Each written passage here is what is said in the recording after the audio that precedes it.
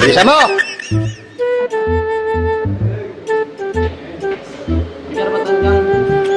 Ano? You have the right to remain silent. Any statement you make may be used against you in any court of law in the Philippines. You have the right to have a competent and independent counsel, preferably in your own choice. If you cannot afford the services of a counsel, the government will provide one for you. Okay. Miranda rights. Where is Jetro? Oh. Sir, yes sir. Oh. Miranda rights, sir. English. You have the right to remain silent. Any statement you make may be used against you in any court of law in the Philippines. You have the right to competent and independent counsel, preferably of your own choice. If you cannot afford the service of a counsel, the government will provide one for you.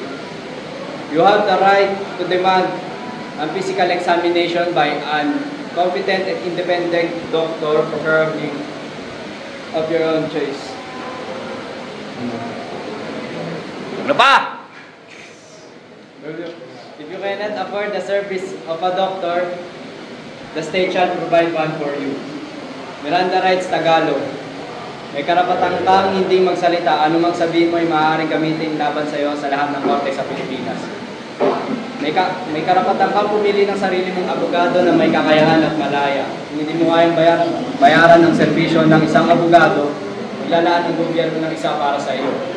May karapatan ka pumili ng sarili mong doktor na mahusay at malaya na magsasagawa ng eksaminasyong pisikal.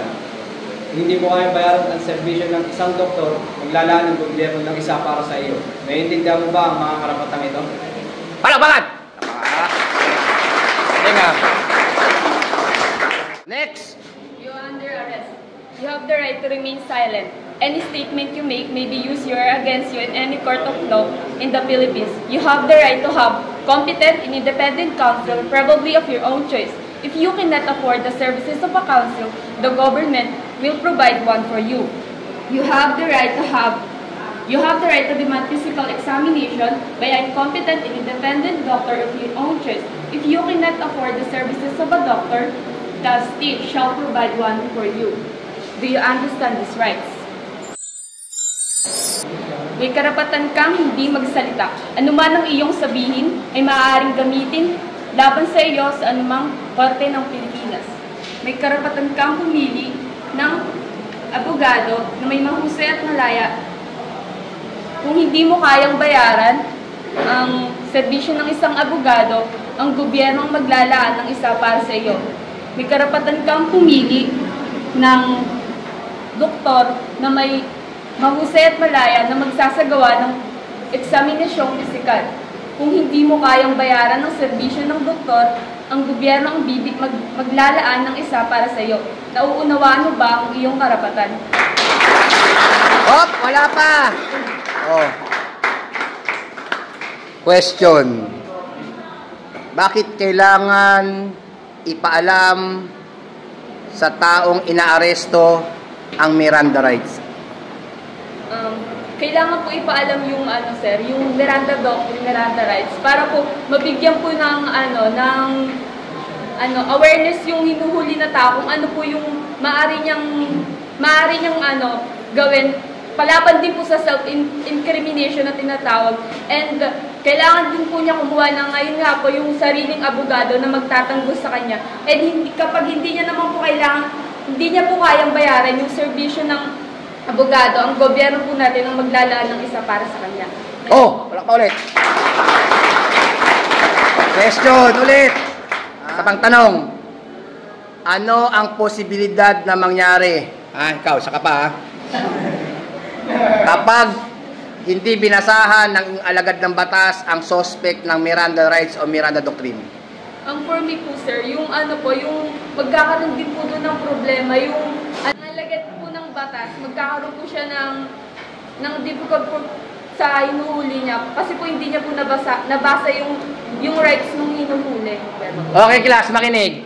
Kapag ang isang tao ay inaresto at hindi binasahan o hindi ipinaalam sa kanyang karapatan, ano ang posibilidad na gawin ng korte? I-dismiss yung kaso. So, ano mangyayari sa suspect? Papakawalan hindi? Bakit? Kasi hindi po na-dismiss na po ng korte yung answer. Kasi hindi ipinaalam ang karapatan ng tao. Napakahalaga, class, sa isang alagad na batas na ipaalam ang karapatan ng inaaresto. Naintindihan? Katulad ng nangyari kay Miranda, kahit nagawa niya na yung krimen o posible na ginawa niya ito, pero hindi siya binasahan ng Miranda rights. Ano nangyari sa kaso? O, palakpakan. Palakpakan niyo rin ako. Palakpakan niyo rin ako. O, patawa-tawa ka. Ano lang ang problema mo? Ha? Ulit! May karapatan kang hindi magsalita. Ano man ang iyong sabihin ay maaaring gamitin laban sa iyo sa lahat ng korte sa Pilipinas. May karapatan kang pumili.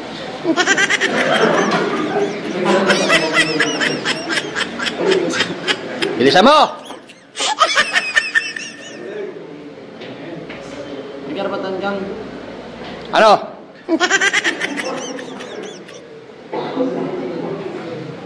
May karapatan kang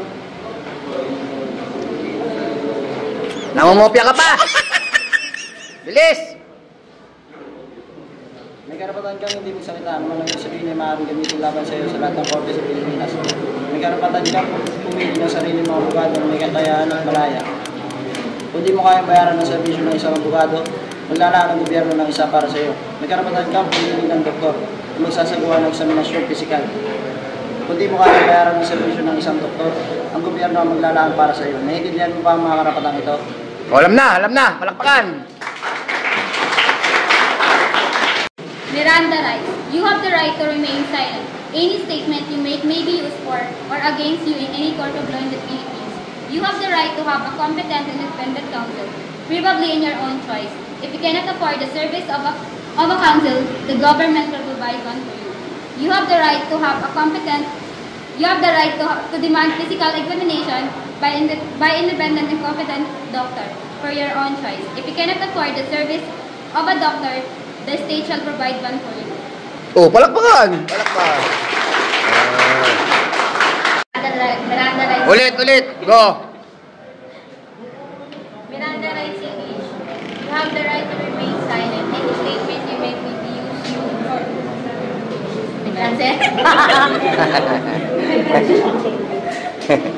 Mamaya ka. Miranda rights English. You have the right to remain silent. Any statement Listen. you make may be used for you or against you in any court of law in the Philippines. You have the right to have an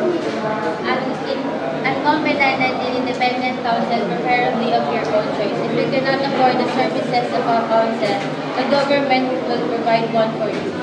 You have the right to demand a physical examination by an independent and competent doctor of your own choice. If you cannot afford the services of a doctor, the state shall provide one for you. Do you understand these rights? Karapatan kang hindi magsalita. Ano man ang iyong sabihin ay maaaring gamitin laban sa iyo sa lahat ng korte sa Pilipinas. May karapatan kang pumili ng sarili mong abogadong may kakayahan at malaya. Kung hindi mo kaya bayaran ang serbisyo ng isang abogado, maglalaan ng gobyerno para sa iyo. May karapatan kang pumili ng mahusay at malayang doktor na magsasagawa ng physical na examinasyon. Kung hindi mo kaya bayaran ang serbisyo ng doktor, maglalaan ng gobyerno para sa iyo. Naiintindihan mo ba ang karapatan ito? Oh, palakpakan! Uy, palakpakan. The views and opinions expressed by the hosts, vloggers, do not necessarily reflect the official policies and position of this office, the NCRPO, and the PNP.